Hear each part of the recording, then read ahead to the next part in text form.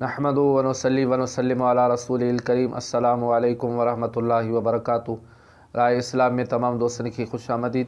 प्यारा दोस्तों, अॼु नई मालूमात खणी तव्हांजी ख़िदमत में हाज़िर थियो आहियां। यकीनन तव्हांखे पसंदि ईंदी। सो ही आहे त क़ुर पाक में आहे त अल्लाह पाक फरमायो आहे त नमाज़ बेहयाई ऐं बुराई जे कमनि खां रोके थी। पोइ अक्सर माण्हू इहो सवाल कंदा आहिनि त क़ुर पाक में अल्लाह जो फरमान बि आहे त नमाज़ बेहयाई ऐं बुराई जे कमनि खां रोके थी। पोइ अक्सर ॾिठो वञे थो त माण्हू नमाज़ पढ़ण जे बावजूद बि बेहयाई ऐं बुराई जे कमनि में मुब्तला हूंदा आहिनि। तरह तरह जा जेके आहिनि सो बुरनि कमनि में उहे मशगूल ऐं मसरूफ़ नज़र ईंदा आहिनि। उन्हनि जी वजह छा आहे, इहो छो आहे, उन्हनि खे नमाज़ छो नथी बेहयाई ऐं बुराई जे कमनि खां रोके। त प्यारा दोस्तों, इन जा ॿ अहम असबाब आहिनि। नंबर हिकु त उहे नमाज़ जेके पढ़ंदा आहिनि उन्हनि जी नमाज़ कामिल नाहे हूंदी। नमाज़ जे ज़ाहिरी ऐं बातिनी जेके सो शर्तनि खां वाक़िफ़ न आहिनि हूंदा। शर्तनि सां नमाज़ मुकमल न पढ़ंदा आहिनि ऐं नमाज़ जे अहकामनि खां नावाक़िफ़ हूंदा आहिनि। जॾहिं नमाज़ जे अहकामनि सां नमाज़ न पढ़ी वेंदी आहे त उहा नमाज़ कामिल ऐं मुकमल न हूंदी आहे। बसि उहो वज़न ऐं बार हल्के करण जे लाइ नमाज़ पढ़ंदा आहिनि। सो उनखे बार सम्झंदा आहिनि, वज़न सम्झंदा आहिनि। पोइ उनजे करे उहा नमाज़ मुकमल नथी थी सघे। जॾहिं नमाज़ मुकमल न थी त उन्हनि खे बेहयाई ऐं बुराई जे कमनि खां कीअं थी रोके सघे। हदीस पाक आहे त जे शख़्स खे उनजी नमाज़ बेहयाई ऐं बुराई जे कमनि खां नथी रोके सघे त हक़ीक़त में उहा नमाज़ न आहे। त मालूम थियो त जेसीं ताईं नमाज़ खे हुकूकनि सां अदा नथो कयो वञे तेसीं ताईं नमाज़ कामिल नथी थी सघे। प्यारा दोस्तों, ऐं ॿिए नंबर ते ही वजह आहे जो जेसीं ताईं उहे नमाज़ पढ़ंदा आहिनि कम घटि में घटि ओतिरो वक़्तु उहे बेहयाई ऐं बुराई जे कमनि खां बचियल हूंदा आहिनि। छो जॾहिं मिसाल असर नमाज़ पढ़ी या मग़रिब पढ़ी या इशा पढ़ी, इन नमाज़ ते जॾहिं उहे अचनि था त 10 मिंट या 15 मिंट जेके अल्लाह जे घर में गुज़ारीनि था त घटि में घटि ओतिरो वक़्तु उहो गुनाहनि खां बेहयाई ऐं बुराई जे कमनि खां बचियल हूंदा आहिनि। इहो अल्लाह पाक जी दरबार में हाज़िरी जो जेको आहे सो वॾे में वॾो फ़ाइदो हूंदो आहे जेको अल्लाह पाक नमाज़ी खे अता फ़रमाईंदो आहे। ऐं इहो जेका आहे सो इहा नेमत उन नमाज़ी खे मिले थी, नसीब थिए थी। त यकीनन असां नमाज़ पढ़ूं त हुकूकनि सां पढ़ूं ऐं नमाज़ पढ़ूं त तमामु तौरु तरीक़े सां नमाज़ पढ़ूं, सुकून सां पढ़ूं त यकीनन उहा नमाज़ असांखे बेहयाई ऐं बुराई जे कमनि खां रोकींदी। नबी पाक सल्लल्लाहु ताला अलैहि वसल्लम जो फ़रमान आहे त अल्लाह जे महबूब करीम सल्लल्लाहु ताला अलैहि वसल्लम फ़रमायो त जॾहिं तव्हां अल्लाह जी इबादत कयो त तसवुरु इहो रखो त असां अल्लाह खे ॾिसी रहिया आहियूं।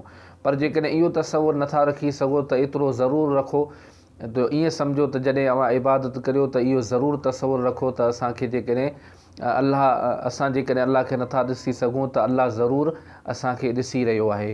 पोइ जॾहिं इहो तसवुरु असांखे ज़हन में अची वेंदो त अल्लाह पाक असांखे ॾिसी रहियो आहे त यकीनन असां नमाज़ सही नमूने सां अदा कंदासीं ऐं उन नमाज़ में असांजी उहा नमाज़ जेका आहे सो मुकमल नमाज़ थींदी।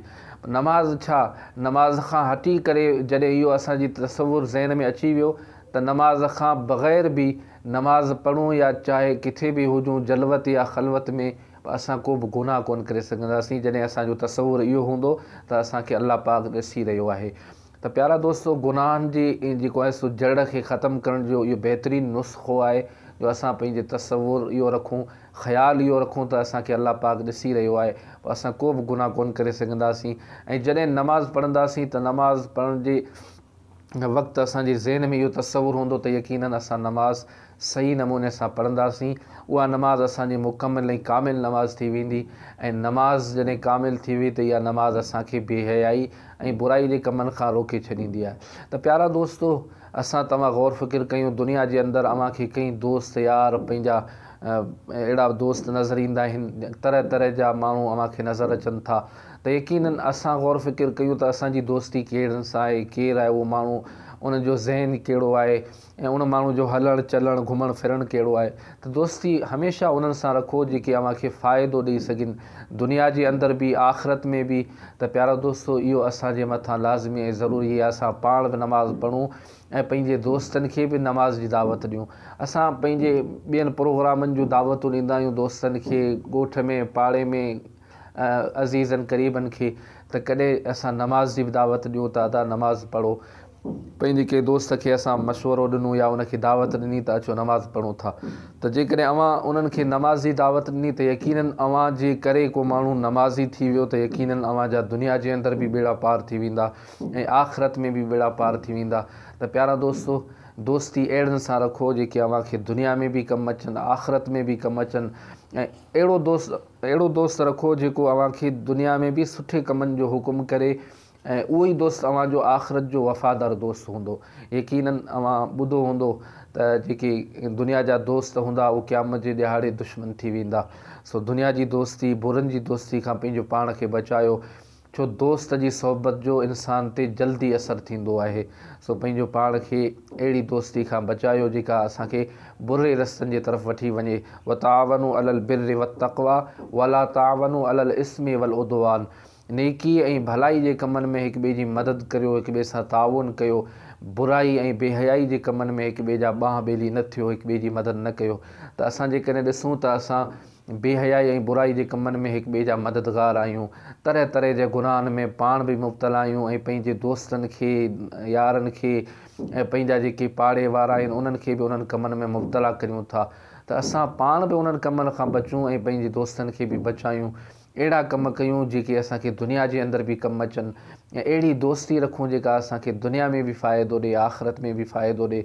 प्यारा दोस्तो, अल्लाह पाक जे प्यारे महबूब करीम सल्लल्लाहु ताला अलैहि वसल्लम जिन जो फ़रमान मुबारक मां ॿुधो त यकीनन जॾहिं बि को असांजे ज़हन में अहिड़ो तसवुरु अची वञे त असांखे अल्लाह ॾिसी रहियो आहे, त यकीनन असां अहिड़ो बुराई ऐं बेहयाई जो कमु कॾहिं कोन करे सघंदासीं। सो अल्लाह पाक असांखे अहिड़नि कमनि खां बचाए। प्यारा दोस्तो, हीअ दुनिया जे अंदरि हीअ ज़िंदगी मुख़्तसिर आहे। पंहिंजो पाण खे संभाले हलायो ऐं पंहिंजो पाण खे संभालियो, एतिरे क़दुरु पंहिंजी हिफ़ाज़त कयो जेको अव्हांजी दुनिया जे अंदरि रुसवाई न थिए ऐं आख़िरत में बि रुसवाई न थिए। अल्लाह पाक असां तव्हांखे अमल जी तौफ़ीक़ अता फ़रमाए। वरी नई मालूमात में तव्हांजी ख़िदमत में हाज़िर थींदुसि। तेसीं ताईं इजाज़त ॾींदा। अल्लाह हाफ़िज़।